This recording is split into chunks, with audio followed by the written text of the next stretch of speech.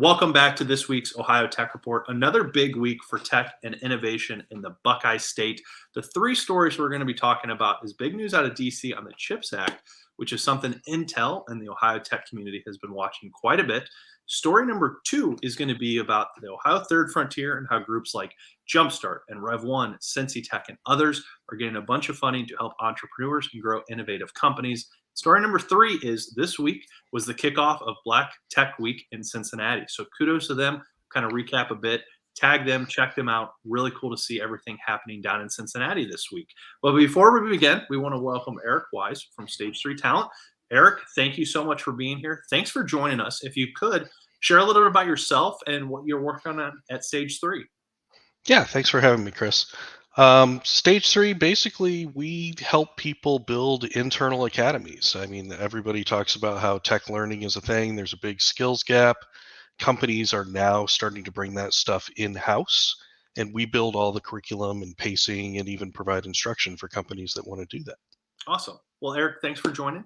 Thanks for being here. We're going to dive into our first story, which, as I teased, is the Senate last night advanced more than $50 billion in a bill to boost U.S. semiconductor production. And so, again, this is just one component, Eric. And for those that follow kind of DC stuff, this was just in the Senate. So it'll then have to go to the House, kind of get passed or signed by the president. But this is something that Intel folks in Ohio have really been watching and keeping an eye on because Intel, for those that have been following along, is a minimum of a $20 billion investment into the state and their production and manufacturing facilities in central Ohio. But if this CHIPS Act and some kind of other things happen, that could go up to $100 billion. And so this is really big. It's being watched by people all across Ohio and probably, frankly, Eric, across the globe, because this is an area, as we think about Ohio competitiveness, which is American competitiveness, these types of production, they're going to Europe, and there's obviously Asia has been doing a bunch of this, but this could be the biggest in the world. And so it's great to see some news coming out of DC. Yeah, no, the excitement from my Ohio colleagues has been really high about this initiative, and it's great to see how Columbus has grown over the years. I'm a lifelong Ohio person, so just watching Columbus over the last 40 years just rocket up in tech has been really exciting, and it's nice to see even in this political climate that we can come together and at least do something useful for jobs and manufacturing in our state. So Yeah, knock on wood. And I should say that as we're recording this, we're keeping an eye on it because I'm sure there's going to be some maybe some DC craziness that happens between now and publication. But it's exciting. And Eric, you said being from Ohio, it's awesome to see this stuff. And what I love is that it's in Central Ohio, it's in Licking County, but this is something that the talent has to come from universities and high schools across the state. There's going to be supplier opportunities. There's just so much reverberation that comes from this, and it's really neat to see. And so we'll be keeping an eye on DC. So story number two, Eric, is from Ohio's Third Frontier program, and they approved approved $83.2 million in grants to help entrepreneurs develop innovative products and to grow technology startup companies. And so the Entrepreneurial Services Provider Program, and this is a lot of folks are going to be familiar with things like Jumpstart, Rev1, Cincy Tech. They do things like mentoring, access to investors and capital, business support, recruiting talent.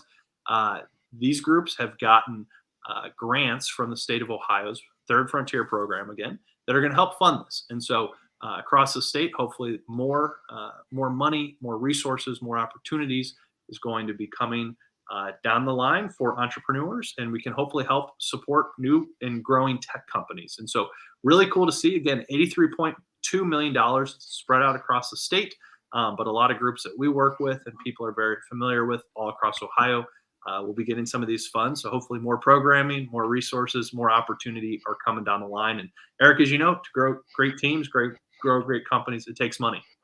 yeah, it does, and I'm actually a beneficiary of that with my first business. I would not be I'm a three-time entrepreneur now, but my first business, it was Akron's Bounce. It's called Bounce now. Yep. Back then, it was the Global Business Accelerator. But I would not be where I am today without that network, especially the help that they were able to give with like legal advice and things like that around starting a business. That when you're new, you don't understand necessarily equity structures and what kind of contracts you should sign and what kind of financing is available, and those resources and that network is really really good for newbies Yeah, especially. I think that's a great point. A lot of times these groups are the first stop for entrepreneurs, but especially first time where maybe you haven't done this before. You don't have those networks to figure out the legal, the accounting, all the kind of the nuts and bolts that you have to do. But as you're kind of thinking of the big idea, those are kind of byproducts in one example. But yeah, hopefully more growth and more opportunity coming to the state. Eric, our third and final story for this week is that this was the kickoff week for the Cincinnati Black Tech Week. And this is down in, as I mentioned, Cincinnati. So they have found their new home. It's in its 8th year, but the first time that it's in Cincinnati. And so hundreds and I think over 1,000 people were coming to Cincinnati from all over the place. But we want to thank and congratulate the folks at the Light Chip Foundation for their incredible work, bringing another big kind of community rallying point to Ohio. And we love these things, as we like to say, of initiatives and efforts and gatherings that really plant the flag and showcase that Ohio is an incredible place to build and be in tech. And so Cincinnati, hopefully shining this week, and it was really cool to see. I've been following along on a lot of the social media posts and some of the recaps there. But kudos to them for a really awesome week. And again, if we're going to have this tech opportunity, we have to have everyone at the table, and it's really neat to see what they've built and are doing down in Cincinnati. Yeah, I mean the underrepresentation in tech especially is well documented. It's something I'm personally passionate about, so it's always great to see. I volunteer at Akron North High School, which a lot of people don't realize is one of the most diverse schools in the state. Very large immigrant population. And I'm involved in their tech program, STEM program. I've made a lot of donations and things like that, and these kids are the future, and if we want to increase that, I believe that getting there earlier in the pipeline and getting these kids excited about tech and getting them that experience is a key component. Yeah, So absolutely. And that's a great plug, unintentional but great plug for our upcoming Ohio Tech Day, which is on Friday, September 30th this year. OhioTechDay.org, where the tech community across the state celebrates, promotes what's happening. But the real reason for it is to get more students, more kids excited, interested, and exposed to tech careers because we need that pipeline. If Ohio's going to have success, it starts with people, and we need people from all corners, all parts, all backgrounds in the state to have these opportunities and help us build this Ohio Tech rocket ship. So, Eric, thanks so much for joining us. As we have about a minute left or so, share a little bit more about what you're doing at Stage 3, or kind of what you're watching out there as you look towards the next few months.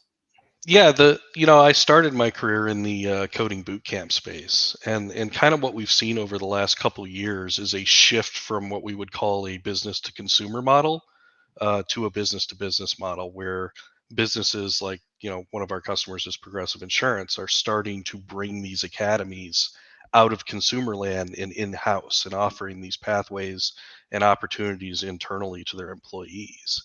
And when you do that, you get all the benefit of the knowledge that these employees already have. You're giving opportunities. You can increase diversity, because a lot of times I tell people I see there's diversity in these companies. It's just not in IT.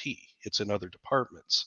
So if you build these pathways over and get people involved, you not only give opportunities to people you care about, your employees, but it increases loyalty, it increases retention, and it keeps that tribal knowledge kind of in place. So we're seeing a lot of trends towards kind of internal apprenticeship, and even some companies are starting to do external apprenticeship programs rather than compete on the market. Why not build your own pool of candidates, skill them up, and bring them into your organization, Yeah, kind of that's like an awesome. onboarding program? Yeah, And that's it's awesome. really exciting Yeah, it's for really them. exciting, and as you said, there's all that knowledge from within the company, and so that's great to see. But Eric, thanks so much for joining us. Thanks for being here. Thanks for all your support and passion behind tech in Ohio. We'll tag you. We'll tag Stage 3, and we hope folks can connect on LinkedIn with you. But have a great weekend, everyone. We'll see y'all next time. Bye bye.